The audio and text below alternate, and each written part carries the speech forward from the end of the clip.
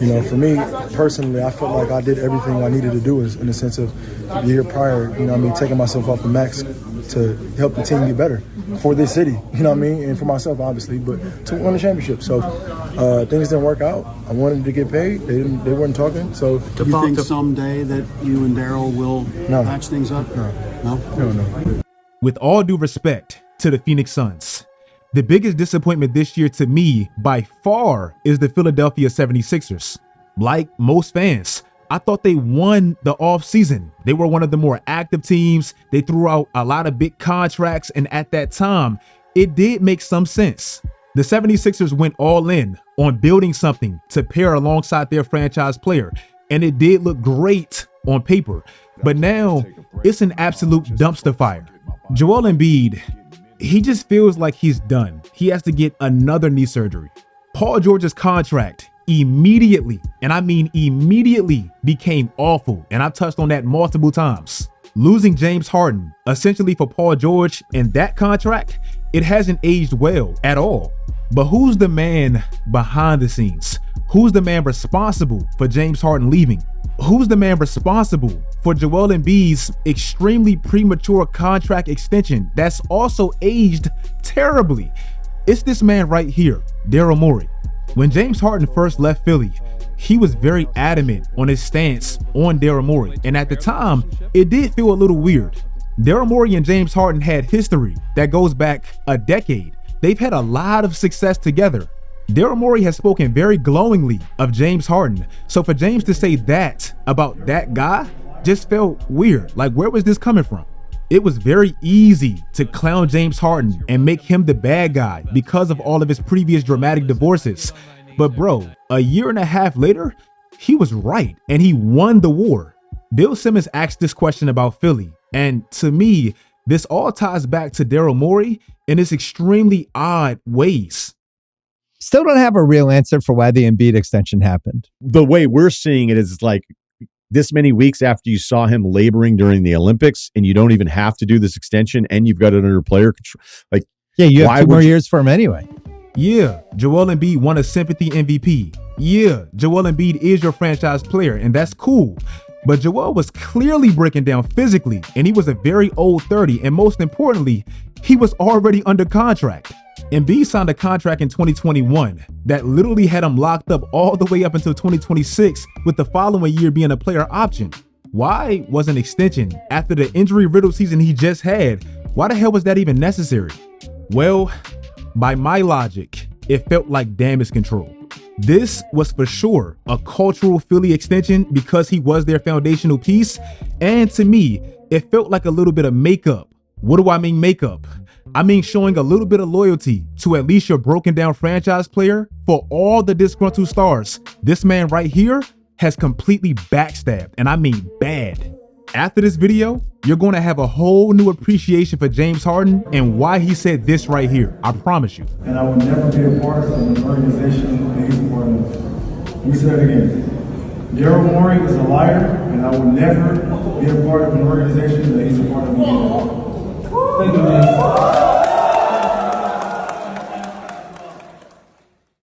Now, after the game, our friend Nick Friedel asked Melo if he was surprised at how the Rockets handled Chris Paul's deal. Anthony said this, quote, "No, I wasn't surprised at all. When my situation happened in Houston, he was the first person that I called to come to my room.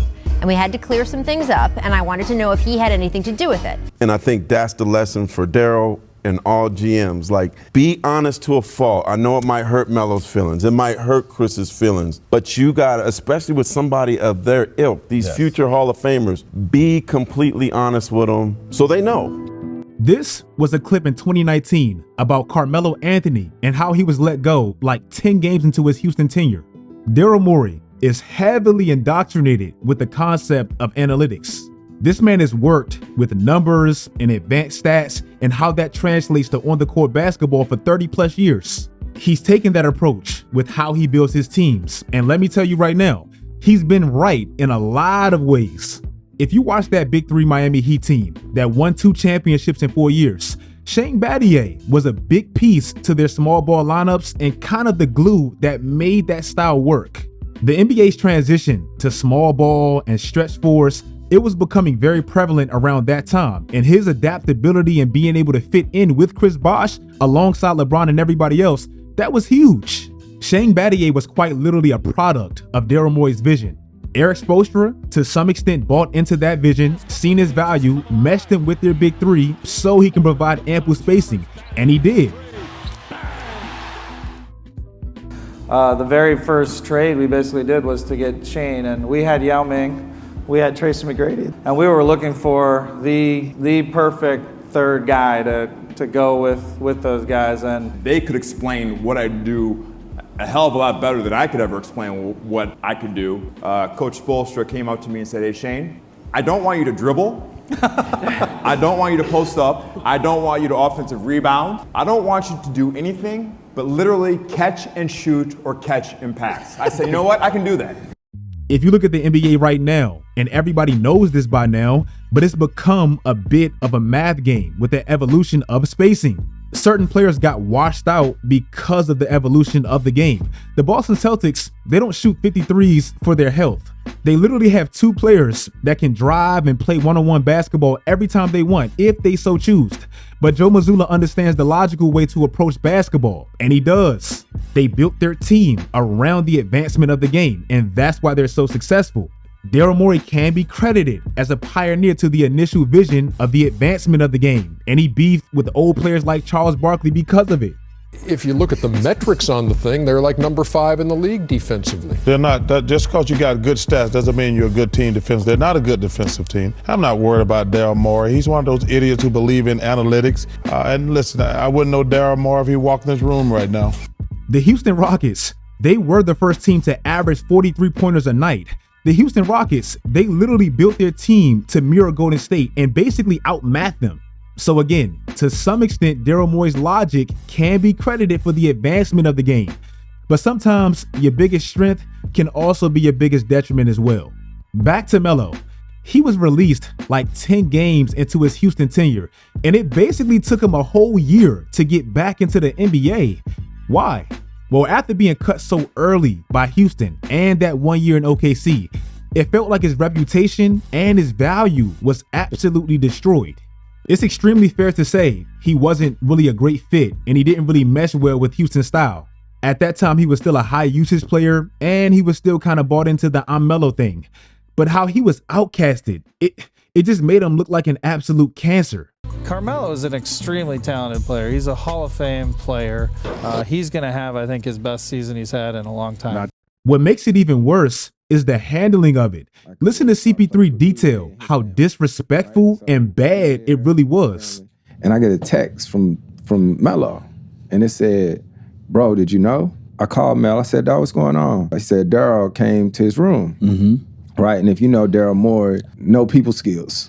Real talk, you know what I'm saying? Like, he don't really understand how to talk to people. Like, Mel was in tears, man. We were gonna play San Antonio the next day. Yeah. Try to tell that man that he could get on the team plane and fly back with us after the game. I ain't never, you something else, boy. I ain't never really told. It's some of the most disrespectful shit I've never seen. It sounds like what hurts Daryl Morey is the fact that he's smart and a lot of his concepts have been proven to work, but he sounds like the absolute worst people person ever. Yes, you love numbers and they make sense even in a basketball lens, but you can't treat human beings with families and lives like stocks that you just flip and sell when they no longer fit your vision. In my situation, I get it, shot fake, 1-2 dribble, pull up, bang. I'm like, oh, okay, like now I'm ready to play. I'm ready to go this season. They like, no! In practice that week, they put something on the board that says mid-range shots. They break it down. Oh, shots per game. Certain amount of threes, say 40, 50, 40 threes. And they say mid-range shots. Melo, we gonna throw you 1 or 2 down there. Throw me what? Carmelo told Chris Paul to be careful because, bro, this can happen to you very soon. And literally 9 months later, it did. I'm in Vegas and Daryl called me. Daryl was like, hey, Chris, I was just calling you just to make sure you wouldn't want to go to OKC. I was like, no, why? I done moved 15 people to Houston. And he was like, okay, I was just making sure. He was like, I would never trade you to somewhere you didn't want to go because you chose to come to us from the Clippers. Next thing you know, it said that I was getting traded. Phone started ringing. It was Daryl called me. Daryl was like, hey, man, it just moved so fast. I just want you to tell me one thing. You said you weren't going to trade me, right, to OKC. He said, yep, I said that, but I said, that's all I need to know. Business is business, and that's a principle that I apply to my life, and that is life. But even in business, and specifically sales, which is a part of the GM job, people don't only buy into your business simply because they like your business. A big part of it is because they like you. That's the part of the sales class that Daryl Morey just missed. When you continuously build a reputation of backstabbing high-profile stars, you are hurting your future in this job, whether you know it or not.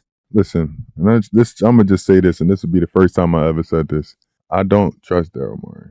I just don't trust him. I think he's thinking it too far ahead of the way basketball needs to be played. He's trying to do a whole new team. He's trying to bring guys in. He's flipping them in and out, in and out, in and out. Does he even understand the dynamic of being in Philadelphia? What guys you need to play in Philadelphia? Like, understand how the team needs to gel first before you start talking about AI. What has he won? Like, he hasn't won in so long. The James Harden one. This one is the absolute worst because he's the player that honestly brought his mathematical vision to life. James Harden is literally one of the most multifaceted offensive weapons ever. Daryl Morey and Mike D'Antoni wanted spacing and three-point shooting. Well, you have a player that can score 101, penetrate and collapse defenses, create open looks for the floor spacers that you added, throw lobs, and literally be the engine for the vision you had for 30 years. A huge part of Daryl Morey's significance today is James Harden and what he did in Houston. You backstabbed him with the 76ers. James Harden reportedly declined his $47 million player option to sign a much more team-friendly deal with Philly for Daryl Morey. The logic behind it was to temporarily help out the team's cap flexibility with the promises that he'd be taken care of on the back end. Things didn't work out. I wanted to get paid. They weren't talking. So, it is what it is. Now you move on. After that 2023 season, Daryl Morey being Daryl Morey, he just didn't give James Harden what he wanted. At that time, Harden was fresh off his annual playoff disappointment against Boston, so it was very easy for us as fans to say, man, look at this diva begging for a max contract after he just melted in the playoffs again. Yeah, it's easy for us to say. But from Harden's standpoint, I had a verbal agreement with a guy I've done a lot for. I have history with this dude. I just helped your best player win an MVP. I was a very big instrumental piece in that. And you can't even take care of me on the back end? I'm a lot more empathetic about this now. And James Harden most definitely won the war. After that Carmelo situation, this was said about Daryl Morey in 2019. And well, it happened. That's a disciple of Daryl Morey. It becomes fantasy basketball versus being a people business, a relationship business. You can't manage your team that way. Yeah. It's going to catch up to you. So what do you have the It first has part? caught up to him. Even Patrick Beverly, bro, he dogged him out as well. So we playing in Denver, and I hit Daryl Morey with the, hey, I'm getting traded. You know. No, not you. No, of course not. So he's a liar. Daryl Morey, he's been known as a pioneer, innovative type figure for the advancement of hoops. Some of our best coaches, Steve Kerr, Eric Spoelstra, Joe Mazzulla, Mike D'Antoni, JJ Redick, they've all embraced the significance of analytics. But as a GM that's actually a part-time salesman, being able to tap into your human being side is also very significant, and he's failed at that bad. If you guys like this video, let me know in the comment section exactly how you feel about Daryl Morey and the 76ers future. They better hope they get Cooper Flag or whatever, because how are you ever going to attract anybody?